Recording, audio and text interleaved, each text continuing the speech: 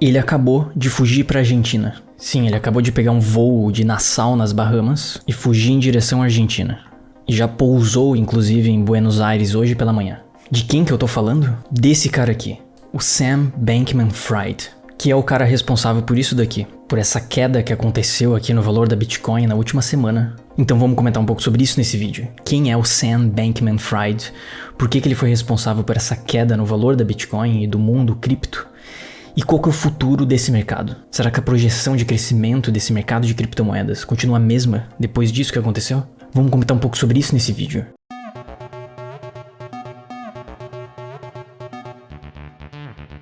Sam Bankman-Fried, um cara com um nome bem peculiar, para ser sincero. Esse cara aqui nos últimos anos se tornou uma das figuras mais importantes do mundo de criptomoedas, visto como um prodígio desse mercado, por ter conseguido arrecadar muito dinheiro, muito investimento de várias empresas de venture capital para criar a sua corretora chamada de FTX e o seu fundo de investimento chamado de Alameda Research. Cara, e esse Sam Bankman ele conseguiu crescer muito nesses últimos anos. Com a empresa dele, por exemplo, patrocinando a Mercedes na Fórmula 1, os carros da Mercedes tinham um adesivo do FTX, que é a corretora desse cara. E não à toa ele foi capa da revista Fortune de setembro de 2022. Que até fazia uma piada aqui perguntando se ele não seria o próximo Warren Buffett. Se o bilionário de 30 anos, Sam Bankman-Fried, conseguiria construir um império igual o oráculo de Omaha. Mas talvez a parte mais irônica é a última frase dessa imagem aqui. Porque o jornalista colocou a possibilidade dele cair e queimar. Or crash and burn. Então, em resumo, esse Sam Bankman tinha conseguido criar uma das maiores corretoras de criptomoedas do mundo. Se a gente olha aqui a lista das maiores corretoras de criptomoeda do mundo, a FTX está em 5º lugar, logo atrás da Coinbase, que é a maior corretora americana. Então esse cara nesses últimos anos tinha conseguido criar uma das maiores corretoras do mundo, e muitas pessoas, muitos investidores tinham utilizado essa corretora para fazer a compra de criptomoedas. Só que o que aconteceu nesses últimos dias foi o colapso dessa empresa. E o que desencadeou isso foi que descobriram que grande parte do balanço da FTX era composto de um único token, de uma única criptomoeda, e que era o token deles mesmos, o FTX Token ou FTT.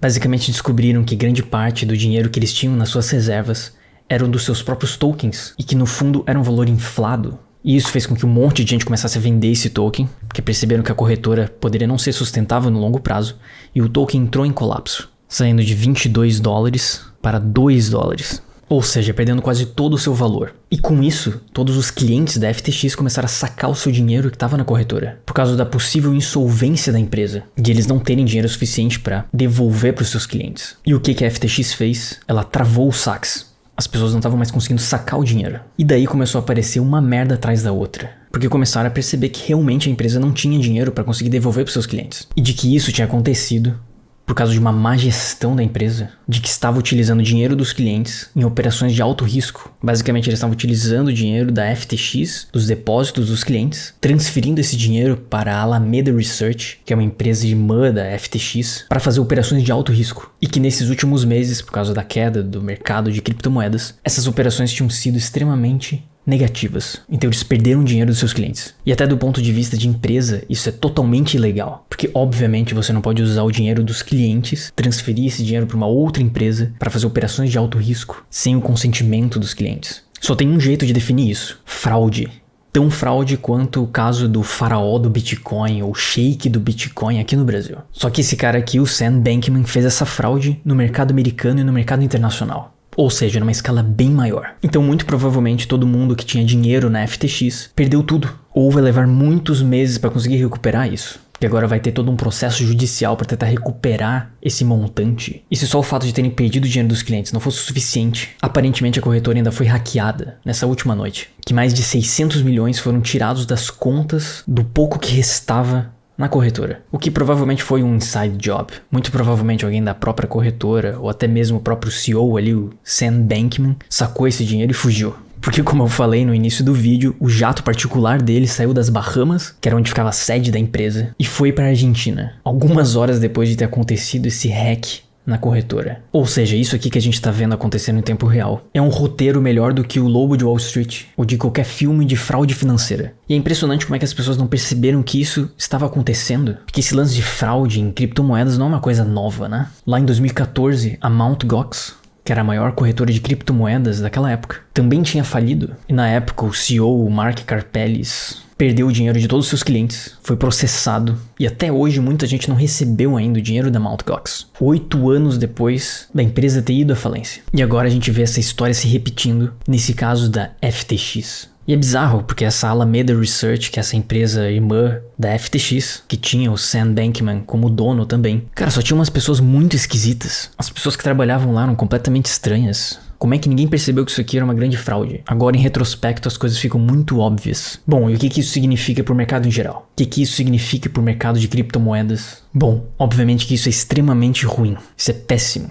Principalmente para a opinião pública, que cada vez que acontece uma merda dessa, cada vez que uma corretora dessa entra em colapso, as pessoas vão colocar a culpa na tecnologia, dizendo que as criptomoedas são arriscadas e tudo mais. Quando no fundo é porque esse mercado, ele tá dominado por esse bando de golpista. Em grande parte a fraude sempre acontece nessa ponta financeira, onde essas corretoras que estão agindo como bancos e fundos de investimentos resolvem aplicar golpes nos seus clientes. Mas apesar do preço das criptomoedas terem tido um colapso aí nos últimos dias, a tecnologia continua intacta, principalmente Bitcoin, que é a criptomoeda mais importante do ecossistema. O software continua o mesmo, as transações continuam ocorrendo da mesma forma, toda a tecnologia por trás disso continua a mesma coisa. Mas a realidade é que enquanto tiver esse monte de golpista atuando nesse mercado, toda a inovação, o potencial disruptivo da tecnologia das criptomoedas vai continuar sendo afetado. Vai continuar sempre um passo atrás, porque volta e meia vai aparecer um idiota como esse, que vai aplicar uma fraude nas pessoas em nome das criptomoedas.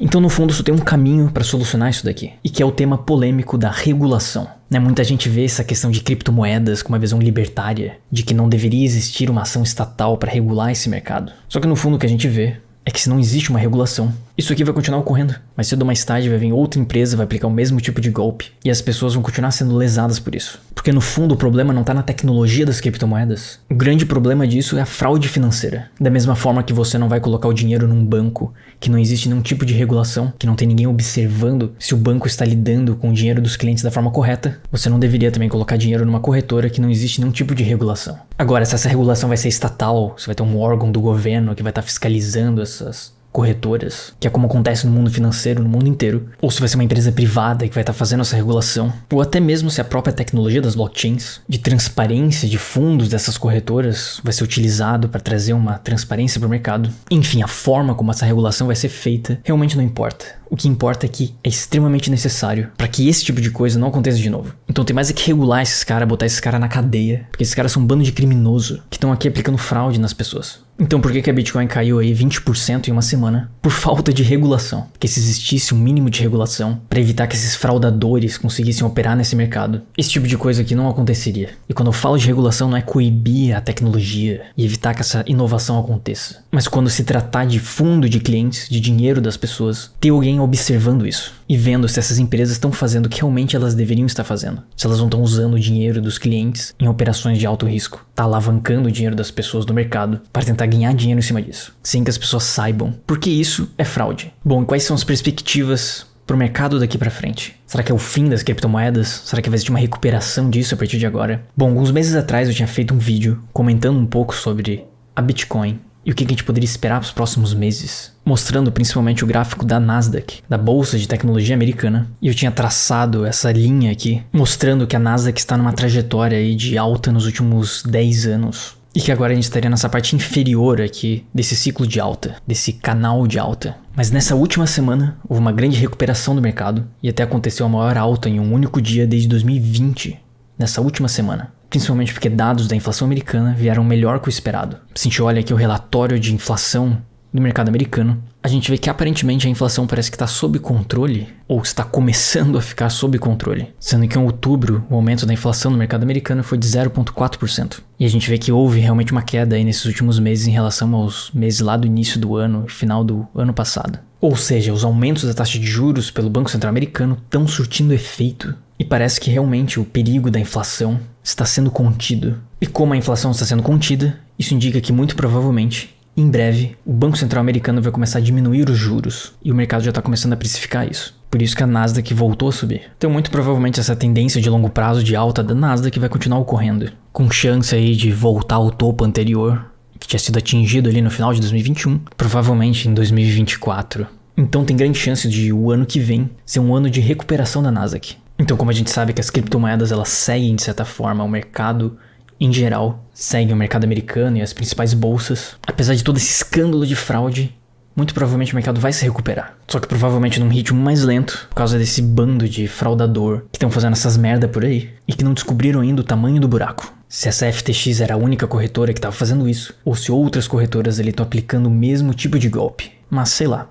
Assim como o Lehman Brothers, que foi aquele banco que foi à falência porque estava totalmente alavancado na crise de 2008. Ele derrubou o mercado, mas não acabou com a economia. Muito provavelmente essa queda, por causa da FTX, também não vai acabar com as criptomoedas. No final vai ser o mercado que vai decidir o que é certo e o que é errado.